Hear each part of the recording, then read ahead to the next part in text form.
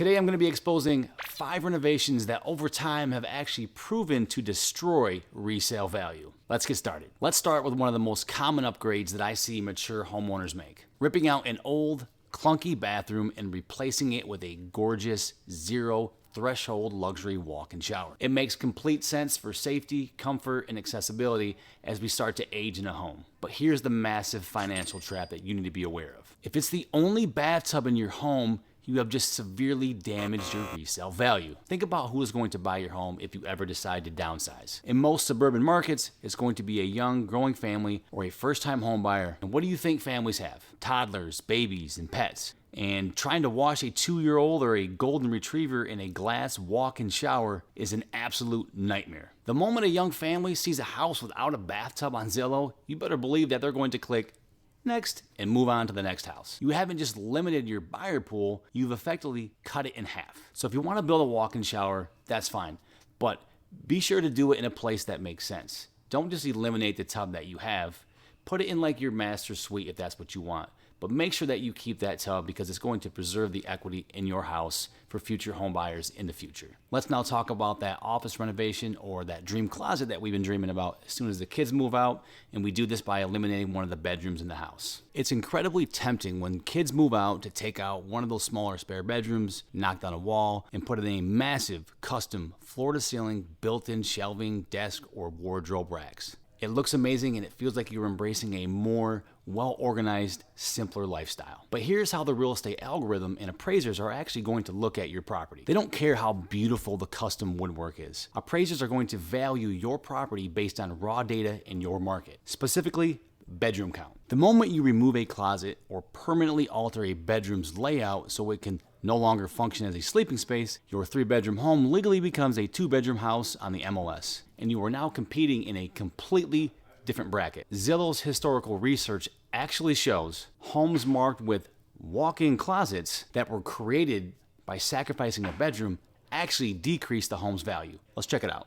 Resale value is heavily tied to bedroom count. Converting a bedroom into a closet removes your home from the search results of buyers looking for that extra room. Plus, Zillow data shows homes with walk-in closets sell for 0.5% less. If you need a hobby room or a wardrobe, then I'm going to recommend that you use some type of high-quality standalone furniture or modular setup. It can be easily removed and it will still classify that bedroom as a bedroom and not a closet. Number 3 is what I call the fragile luxury trap. Let me explain. There is a huge misconception that buying the most expensive materials on the market is naturally going to increase your home's value all the time. Homeowners will go out and buy porous, high-maintenance Carrara marble for kitchen countertops or bathroom floors, or install boutique $3,000 Italian faucets. Here's the cold hard truth how appraisers are going to value these upgrades. They do not award extra credit because your marble was imported from a specific quarry in Italy. Even worse, buyers don't want the headache. Marble stains the moment you spill red wine or drop a lemon slice on it, and it chips easily. Modern buyers want simple, maintenance-free living. Zillow's home improvement metrics have shown that homes featuring high-maintenance, fragile marble floors or countertops actually see a decrease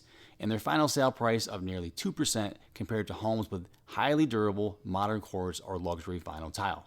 So don't overpay for these materials that you constantly have to babysit. Instead, buy durable, universally loved finishes. 4th recommendation not to do is the classic garage conversion. People often think if I just close off my 2-stall garage and turn it into a family room or a heated workshop, I am now adding more livable square footage, which is then naturally going to increase the value of my home if I ever decide to sell it. And on paper, that sounds like good math, but in reality, it's actually going to backfire. And here's why. A garage is an essential utility feature, especially if you live in an area with harsh winters, scorching summers, or strict HOA rules. Buyers heavily prioritize protecting their vehicles, storing tools, and having a buffer zone for hobbies. When you permanently eliminate a 2-stall garage, you're not just eliminating the parking space. You're now eliminating the actual fundamental structure of how the house was actually built in the first place. And let's be honest, most people, like 99% of people, they want a garage. MLS data consistently shows over a long period of time that homes without parking garages take significantly longer to sell than homes with them. You might spend $25,000 to permit and actually fill in that garage with livable space, but you will almost never see that money come back to you because the next buyer is going to calculate how much it's going to cost them to tear down that livable space and turn it back into a garage. A garage can add up to 0.9% of the sales premium, according to Zillow's research, and losing that secure parking and storage space can make your home less competitive. And then lastly, number 5, the over-improved house based on comparable sales in your market. Let's say you love your neighborhood, but your kitchen is outdated, so you decide to spend $80,000 on a pristine, chef-grade, top-of-the-line kitchen remodel. Here's the economic reality of that decision. You can have the most breathtaking home on the block, but you can never out-renovate the actual price ceiling on neighborhood comparable sales. Real estate values are dictated by comparable sales. Typically, homes within the first 1 mile are going to have the most impact on your home's future potential resale value. If the absolute highest sale in your neighborhood over the last year was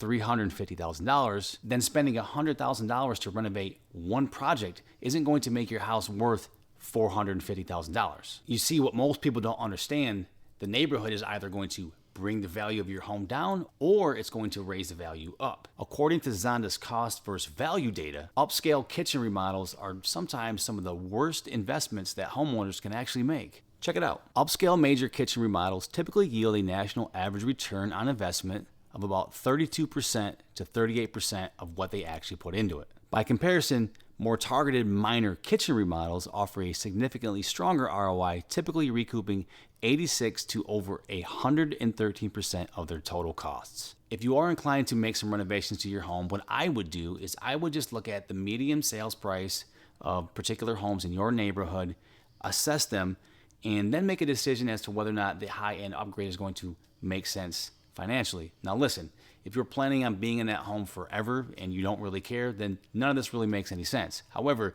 if you're not 100% certain as to whether or not you want to stay in this home forever, then this is a smart, strategical way to think about things as you start to upgrade your home. If you've personally done any of these improvements, let me know down below how it worked out for you. If you want to avoid the 10 most hated home features that actually are hurting your resale value, check out this video. As always, thanks so much for being here, and I look forward to seeing you on the next video. Take care.